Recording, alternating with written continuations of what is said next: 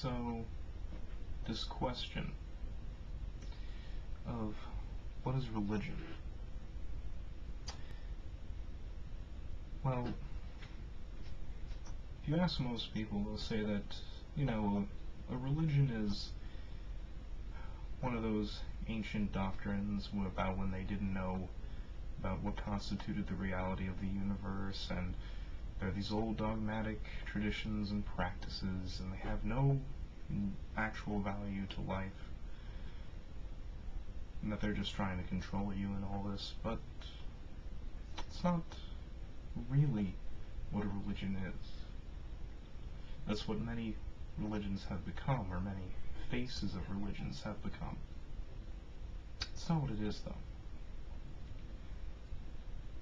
You see, religion has always served one purpose, one central purpose, which is to help humankind understand reality around him. And originally, they were talking about things like, sunrise, sunset, seasonal changes, sort of nonsense, That's how many ancient mythologies got started. But as mankind evolved, so did our spiritual systems. And the spiritual system, which is at the core of every single religion, serves the purpose of showing mankind the inner mysteries of the body, mind, soul, so that we may fully come into our being.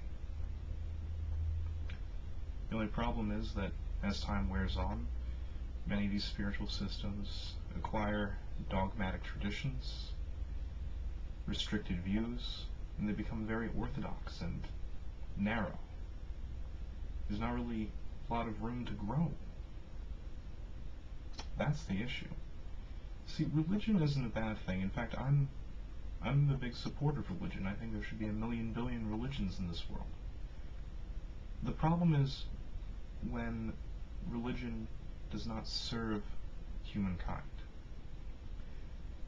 When it is no longer acting as a tool for spiritual enlightenment, get rid of it, throw it away.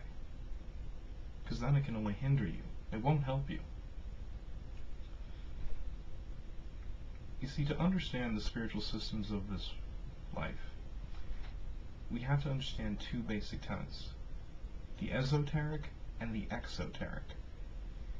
Now, the exoteric, meaning that which is on the outside, without, these are the outer doctrines, the things that anybody can pick up and learn and use. And then there's the esoteric, the inner doctrine, the inner teachings.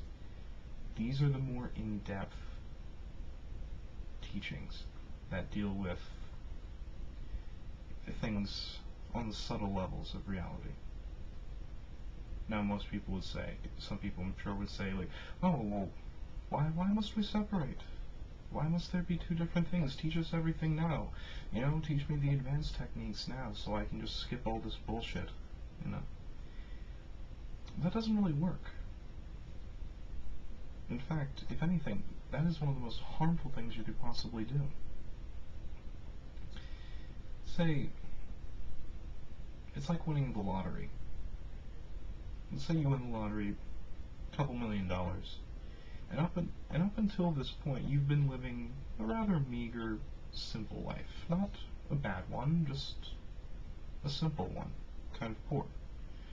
Then you get a couple $1 million, and for like an entire year, you live that way.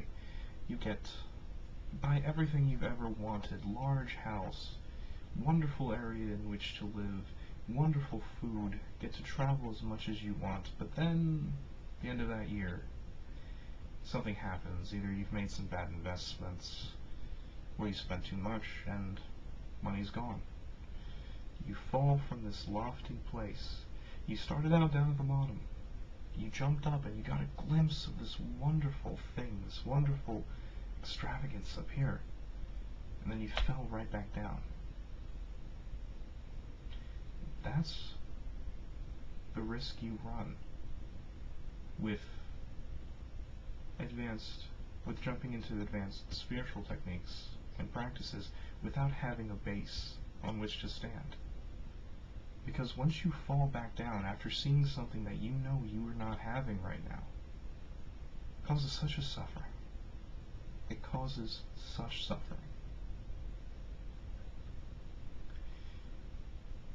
So, this is why we have the outside and the inner workings of all religions and spiritual systems.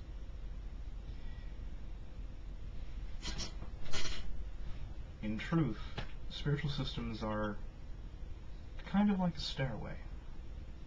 At the very bottom step, we have the person who stands, and there's a very low comprehension.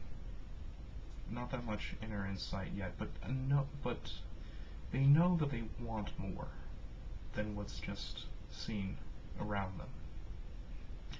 And so they go to church or temple or synagogue every single week because they need it. And they take the scriptures literally at face value because it has meaning to their life. These aren't bad people.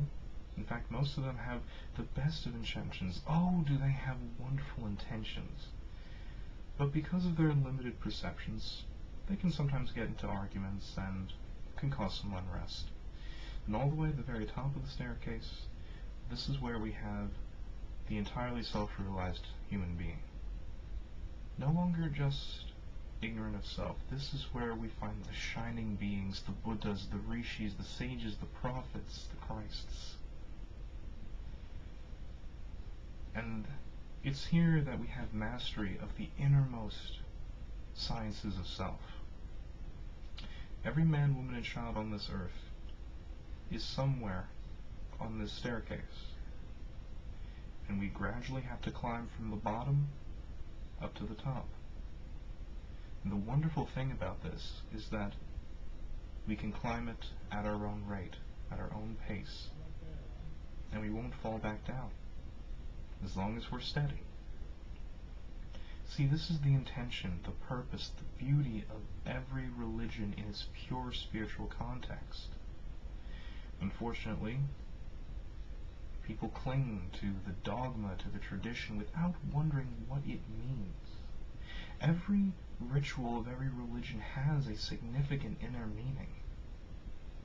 But unless you question what it is, and how it is significant to you, as an individual, it's useless. And to live this way is horrendous, because then the ceremony, the religion itself, becomes this empty shell with nothing supporting it on the inside. So, this is the story of religion. Namaste.